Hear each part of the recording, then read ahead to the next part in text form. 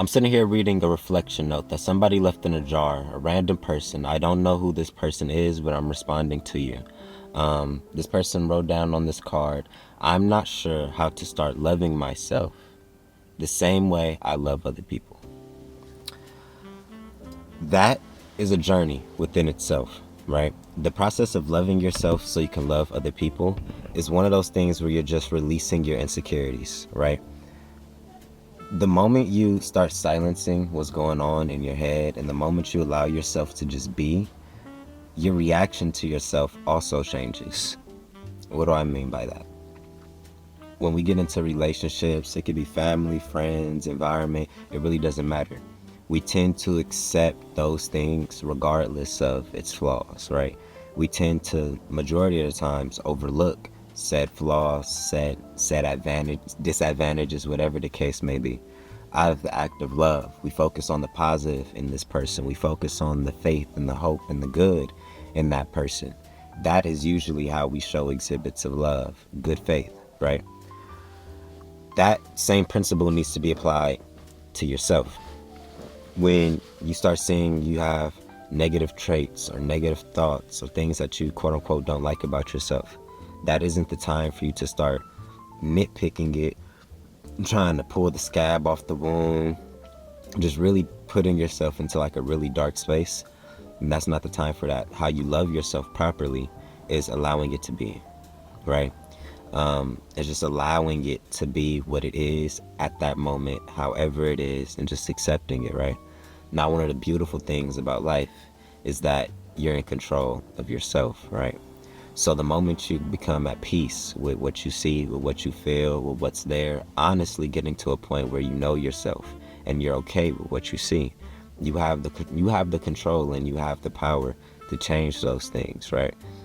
We can correlate these things to like the simple things in your life, like going to the gym, right? If you don't like how your body looks, start working out, start going on walks, doing the little things that may change your life. All of that is in your control. So loving yourself is fairly simple. It's kind of just a sense of meditation. You're never going to be able to get away from the negative thoughts. You're never going to be able to get away from negative energies, negative frequencies, and everything else because, like I said before, you're not in control of everybody else and the frequency and the levels that they're sitting at. But what you are in control of is the levels that you're sitting at. And it's going to be very hard for you guys to raise that frequency, love yourself, just view life differently if you haven't looked at yourself. You know, a lot of the times we get in these instances where we try to prolong our healing because we know looking at ourselves will cause a lot of hurt. In other words, healing isn't always this beautiful, joyous, bright event. Sometimes healing looks like you getting more emotional. Sometimes healing looks like you digging up things that you thought you healed from, but you really didn't, and actually going back to address those things. Healing can take so many different forms, and you have to allow yourself to flow through it. When you have those moments where you feel very good about yourself and all the positive attributes, all the positive qualities flowing through you, allow that to shine because that is a part of you loving yourself.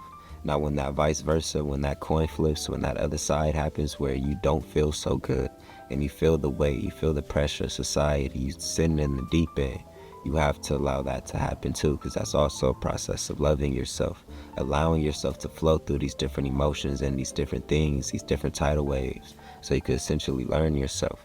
You learn how to surf from being in the ocean. You never gonna learn how to survive. You never gonna learn how to survive in the deep end if you've never been in the deep end. Feel me? So yeah, you know, loving yourself, just be patient with yourself, meditate. With me, I noticed, especially with what I do, my creativity, I run my business and everything like that, just build, society, family, there's a lot of different things that makes it easy for you not to love yourself, because when you're faced with adversity, it's very easy for you to look at yourself and ask, what am I doing wrong? What's wrong with me, right? Instead of just accepting that a lot of these things are just adversities. They're just road bumps. They're just obstacles, right? Nothing's necessarily wrong with you, but it is up to you to get yourself over that roadblock, to get yourself through that door, to get yourself around that obstacle. It's never truly you. And once you come into a sense of meditation, you start relieving those thoughts, you see that your life also changed as a direct result of you loving yourself and switching the energy, switching your thoughts, switching what you allow to dominate your time and your focus. I notice when I start pouring into things that's not true to me, and when I just start indulging with people, places, and things that I know is hurting me in some type of facet, what ends up happening is I end up getting hurt even more, because now I know that that was something that wasn't necessarily, benefiting me, but I did it anyways. So, life is life. But you guys just got to be patient with yourself. Once again, that's the gist and the fix to all of this. Once you guys become more patient, you guys start changing your perspective on certain things. You allow yourself to grow.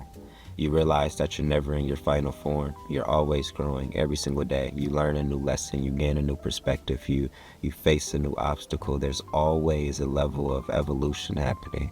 If you allow yourself to flow into that evolution, you evolve even further, because you remove the resistance, you remove all that physical and emotional and just energetic weight surrounding your evolution, surrounding your destiny, surrounding your progression.